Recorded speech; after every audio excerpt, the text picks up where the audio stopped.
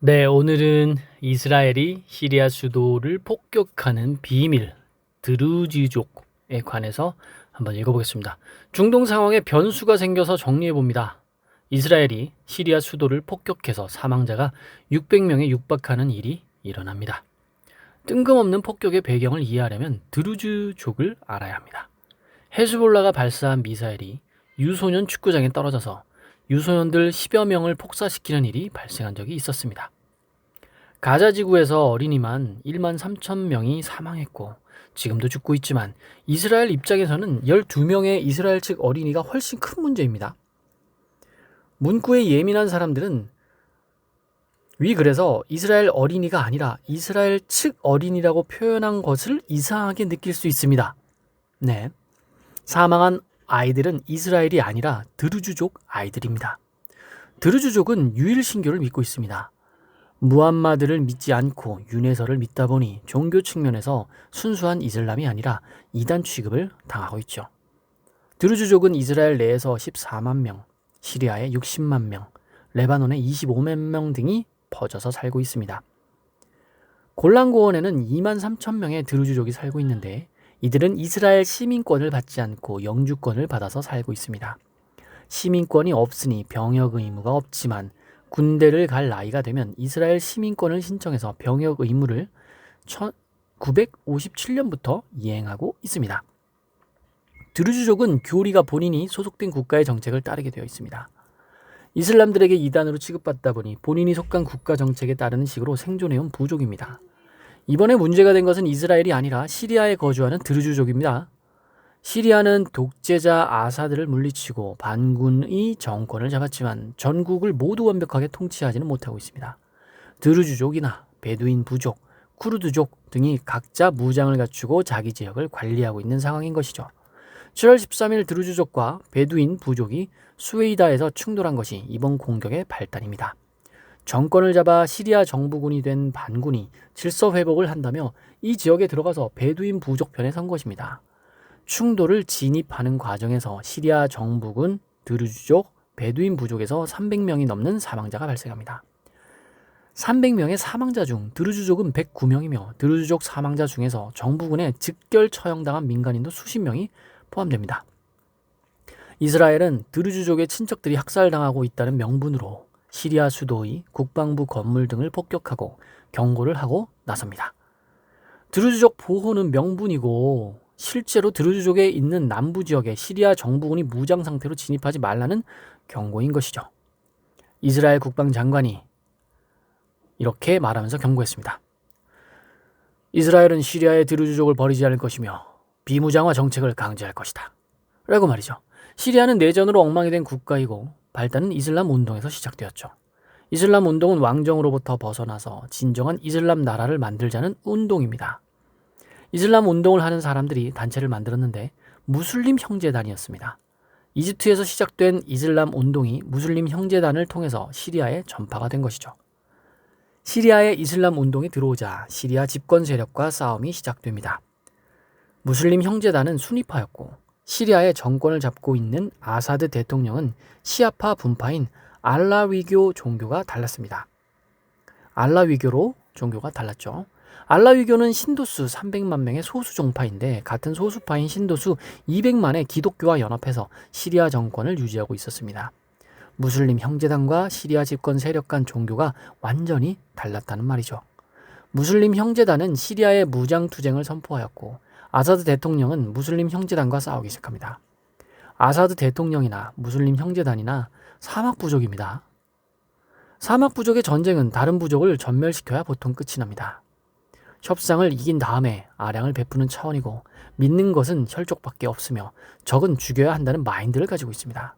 시위와 강경 진압이 반복되었고 시위대는 점점 무장한 반군이 되어갔습니다. 2012년이 되자 전체 국토 면적의 70%를 반군이 장악하고 수도가 포위됩니다.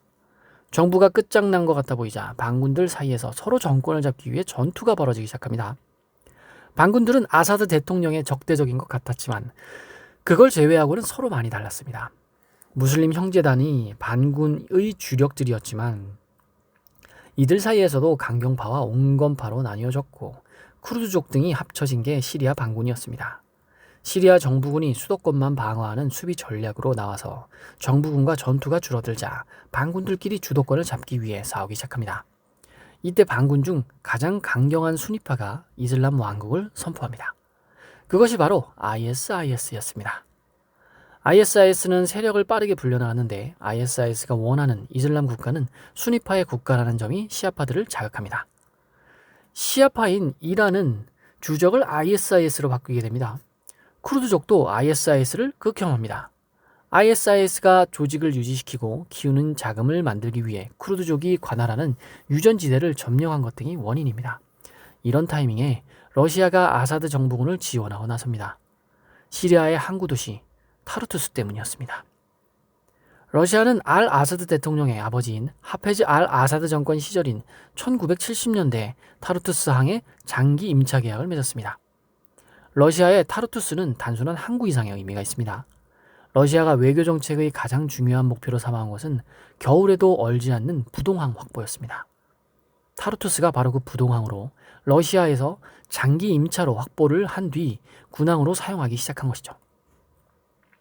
러시아는 이에 대한 대가로 시리아 정부를 군사 지원하고 ISIS 공격에 공중 지원을 해주기로 시작합니다. 1기 트럼프가 대통령이 됩니다. 왠지 트럼프가 나오면 한번 끊어줘야 할 것 같아서 다음 편에서 계속 하겠습니다. 자, 계속 읽어보겠습니다.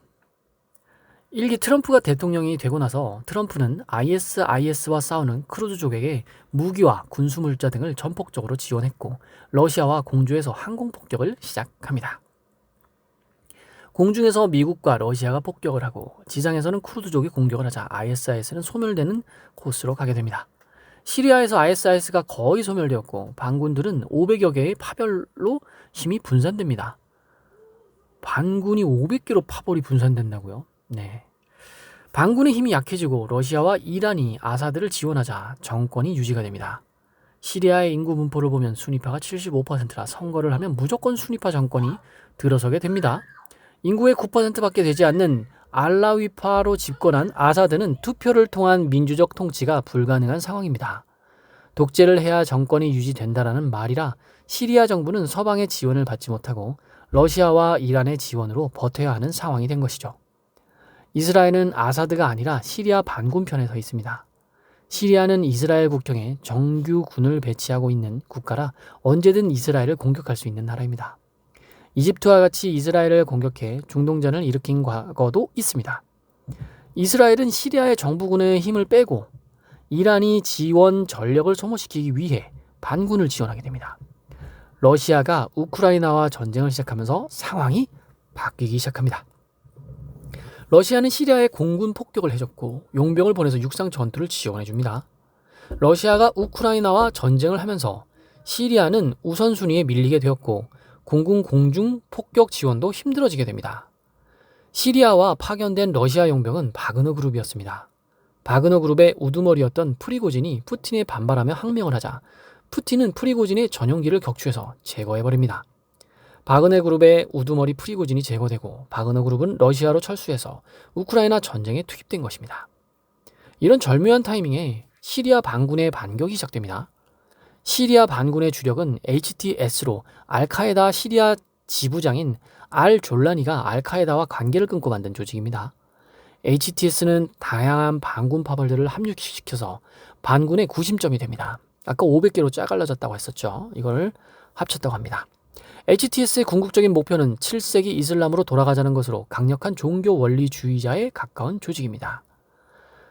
터키의 에르도안이 HTS를 훈련시키고 무기와 군수품, 자금 등을 지원하자 힘이 커지기 시작합니다. 터키의 에르도안은 쿠르드족의 독립운동을 HTS를 통해서 견제하는 게 목적입니다.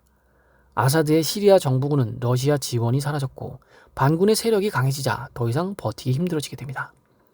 시리아 반군은 정부군을 격파하며 수도로 진격하기 시작했고 쿠르드족까지 정부군 공격에 합류하게 됩니다. 러시아 공중 폭격 지원이 사라지고 러시아 용병이 철수하자 시리아 정부군은 방어 의지가 사라지게 됩니다. 일주일 만에 시리아 정부군은 수도 방어에도 실패했고 아사드는 가족들을 데리고 러시아로 도피합니다. 바로 정권이 교체된 것입니다. 시리아 아사드 정권의 빠른 몰락에 이스라엘이 곤란한 상황이 되어버렸습니다. 이스라엘이 바란 것은 시리아 정부군과 반군이 내전을 계속하며 전력을 소모시키는 것이지 한쪽이 압승을 하는 것을 원하는 것은 아닙니다. 아사드의 정부군이 너무 쉽게 패배를 선언하다 보니 시리아의 전력 소모가 거의 일어나지 않는 것이죠. 이스라엘은 드루즈족이 거주하는 시리아 남부 지역을 비무장 완충 지역으로 만들자는 결정을 한 배경입니다. 이런 지정학적인 목적 외에도 이스라엘 네타냐후 총리의 개인 정치적인 필요성도 있죠.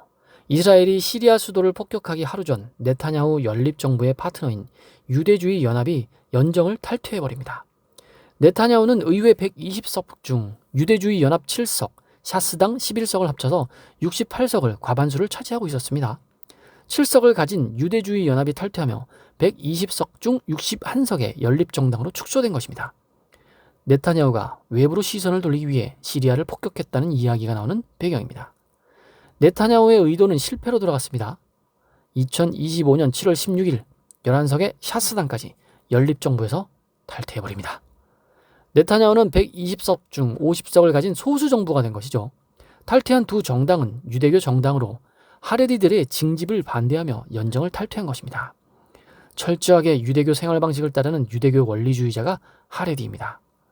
하레디들은 일을 하지 않고 정부 보조금으로 생활을 하며 하루 18시간 기도만 하는 성직자 집단을 이루고 있습니다. 이스라엘 건국 초기 하레디는 400명 정도라 이들이 신앙생활만 해도 큰 문제가 아니었습니다. 이들의 7.5명의 출산율을 보이자 사태가 이상하게 흘러가기 시작합니다.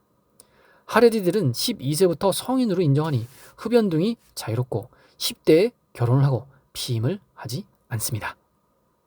10대부터 7.5명씩 자녀들이 쑥쑥 낳으니 400명에서 시작한 하레디 집단들이 122만 명까지 늘어나게 됩니다. 하레디들이 이스라엘 인구의 12%를 차지한 것이죠. 현대 민주주의의 1인 1표가 기본입니다. 하레디 인구가 쑥쑥 늘어나다 보니 이스라엘 국회의원 120석 중 하레디 정당으로는 샤스 유대주의 연합이 18석을 차지하게 된 것입니다. 이스라엘은 가자지구 등 전쟁이 길어지며 병력 부족이 심해집니다.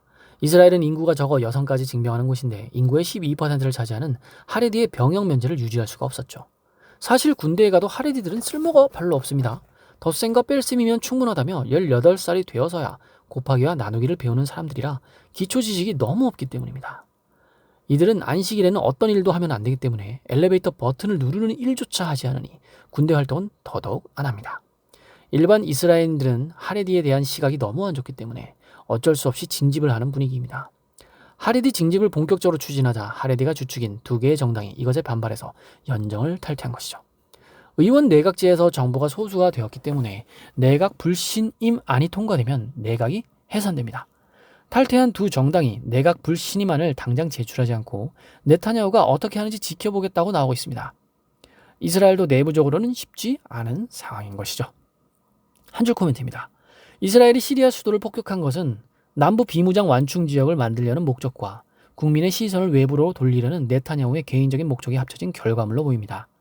추가 탈당으로 과반이 깨졌기 때문에 두 번째 목적은 실패한 상황으로 보입니다. 일을 하지 않는 집단이 빠르게 늘어나고 있는 이스라엘도 미래가 밝지는 않아 보입니다. 네, 댓글 두어 개만 읽어보고 마치겠습니다. 하레디라는 집단 참 특이하네요. 제이님의 댓글입니다. 유대인들은 똑똑하다던데 하레디들은 왜 점점점. 그 아래 대댓글입니다. 저 정도로 인구를 늘리는 걸 보면 어느 측면에서 똑똑하긴 하네요. 투표권을 가진 인원수를 늘려 영향력이 커졌으니까요. 민주주의 국가에서는 뒤집기 쉽지 않겠네요. 네, 또 한번 읽어보겠습니다. 태양이 아빠님입니다. 우리나라도 통일교 신천지 성장이 문제되겠군요.